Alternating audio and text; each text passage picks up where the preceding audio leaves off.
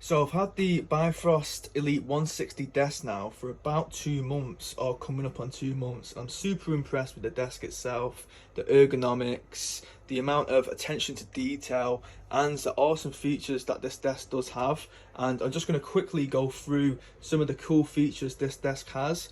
And if you have any questions, let me know in the comments. Favorite features about the desk definitely has to be the pegboard at the back. So this pegboard is actually attached to the desk. It was really easy to install and set up, and it's a really cool way to look unique and customize it.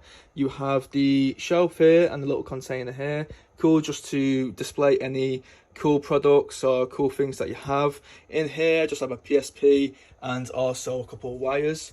Also have another shelf on the other side, but I don't really use it, so I need to find something to put there. But it's a really cool feature, and I don't see any other desk brands currently doing this.